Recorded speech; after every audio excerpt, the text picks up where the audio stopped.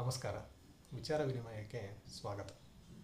ಇವತ್ತು ನಾನು ರಾಬಿನ್ ಶರ್ಮಾ ಅವರು ಬರೆದಂತಹ who will cry when you die ಅನ್ನೋ ಪುಸ್ತಕದ ಬಗ್ಗೆ ಕೆಲವೊಂದು ಮಾಹಿತಿಗಳನ್ನು ನಿಮ್ಮ ಜೊತೆ ಹಂಚ್ಕೊಬೇಕಂತಿದೆ. ಈ ಪುಸ್ತಕ ಒಂದು ಸೆಲ್ಫ್ ಹೆಲ್ಪ್ ಬುಕ್. ಇದು ಮೋಟಿವೇಶ್ನಲ್ ಇನ್ಸ್ಪಿರೇಷನಲ್ ಪುಸ್ತಕ. ನಮ್ಮೆಲ್ಲರಿಗೂ ಜೀವನದ ಬಗ್ಗೆ ಹಲವಾರು ಪ್ರಶ್ನೆಗಳಿವೆ ಮತ್ತು ಗೊಂದಲಗಳಿವೆ. ಏನು ಜೀವನ ಅಂದರೆ, ಇದನ್ನು ನಾವು ಹೇಗೆ ಸಂತೋಷವಾಗಿ ಅರ್ಥಪೂರ್ಣವಾಗಿ ಈ ಬದುಕನ್ನು ಸಾಗಿಸೋದು, ಮತ್ತು ನಮ್ಮ ಜೀವನದಲ್ಲಿ ನಮಗೆ ಹಲವಾರು ಕಷ್ಟ, ದುಃಖ, ನೋವು, ನಲಿವು ಇಂಥ ಹಲವಾರು ವಿಷಯಗಳಿವೆ.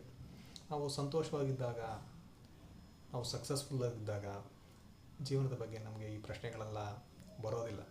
ಯಾವಾಗ ನಮಗೆ ಜೀವನದಲ್ಲಿ ಸಮಸ್ಯೆಗಳು ಎದುರಾಗುತ್ತೆ, ಯಾವಾಗ ನಾವು ಕಷ್ಟಪಡ್ತೀವಿ, ಯಾವಾಗ ನೋವು ಅನುಭವಿಸ್ತೀವಿ, ಆಗ ನಾವು ಜೀವನದ ಬಗ್ಗೆ ನಮಗೆ ಹಲವಾರು ಗೊಂದಲಗಳು ಮತ್ತು ಕೆಲವೊಂದು ಪ್ರಶ್ನೆಗಳು ಮೂಡುತ್ತೆ.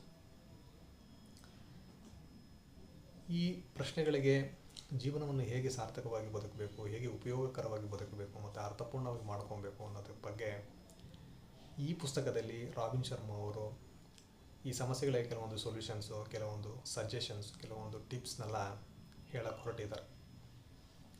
ಇದರಲ್ಲಿ ಸುಮಾರು 101 ಚಾಪ್ಟರ್ಸ್ ಇವೆ ಈ ಪುಸ್ತಕದಲ್ಲಿ.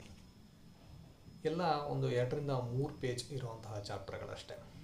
ತುಂಬ ಸಿಂಪಲ್ ಆಗಿರುವಂಥ ಚಾಪ್ಟರ್ಸು, ಅದೇ ಸಮಯದಲ್ಲಿ ತುಂಬ ಉಪಯೋಗಕರವಾದಂಥ ಮಾಹಿತಿಗಳ ಒಂದು ಪುಸ್ತಕ ಇದು.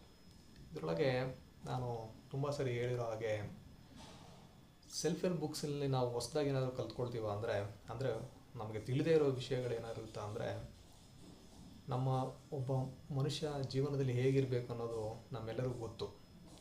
ಆದರೆ ಈ ಪುಸ್ತಕಗಳು ಓದೋ ಅವಶ್ಯಕತೆ ಏನು ಅಂದರೆ, ಅದರೊಳಗೆ ಕೆಲವೊಂದು ಮೆಥಡ್ಸ್, ಕೆಲವೊಂದು ಟಿಪ್ಸು ನಮಗಿರುತ್ತೆ. ಅದು ನಮ್ಮ ಜೀವನದಲ್ಲಿ ಅಳವಡಿಸ್ಕೊಂಡ್ರೆ ಯೂಸ್ಫುಲ್ ಆಗಿರುತ್ತೆ. ಮತ್ತು ಕೆಲವೊಂದು ವಿಷಯಗಳನ್ನ ನಾವು ಆವಾಗವಾಗ ನಮ್ಗೆ ಯಾರಾದರೂ ಜ್ಞಾಪಿಸ್ತಾ ಇರಬೇಕು. ಸೊ ಆ ಸಲುವಾಗಿ ನಾವು ಸೆಲ್ಫ್ ಹೆಲ್ಪ್ ಬುಕ್ಸ್ನ ಓದಬೇಕಾಗುತ್ತೆ. ಸೊ ಈ ಪುಸ್ತಕದಲ್ಲೂ ನಮಗೆ ಗೊತ್ತಿರೋ ಹಲವಾರು ವಿಷಯಗಳು ಮೊದಲೇ ಇದೆ. ಬಟ್ ಅದ್ರ ಜೊತೆಗೆ ಅವರು ಕೆಲವೊಂದು ಸಜೆಷನ್ಸು, ಸೊಲ್ಯೂಷನ್ನು ಮತ್ತು ಕೆಲವೊಂದು ಸಣ್ಣ ಪುಟ್ಟ ಇಂಟ್ರೆಸ್ಟಿಂಗ್ ಆದ ವಿಷಯಗಳನ್ನೆಲ್ಲ ಹೇಳ್ತಾರೆ. ಕೆಲವೊಂದು ಎಕ್ಸಾಂಪಲ್ ಚಾಪ್ಟರ್ಸ್ ಬಗ್ಗೆ ನಾವು ಮಾತಾಡೋದಾದರೆ, ಇದರೊಳಗೆ ಈ ಪುಸ್ತಕದಲ್ಲಿ ಇರೋದು first chapter Discover your calling ಅಂತ. ಅಂದರೆ ನಮ್ಮ ಈ ಜೀವನದ ಗುರಿ ಏನು, ನಾವು ಏನನ್ನು ಸಾಧಿಸಬೇಕು ಅಂತ ಅಂದ್ಕೊಂಡಿದ್ದೀವಿ, ಆ ಗುರಿ ಏನು ಅನ್ನೋದನ್ನ ಮೊದಲು ನಾವು ಕಂಡುಹಿಡ್ಕೊಬೇಕು.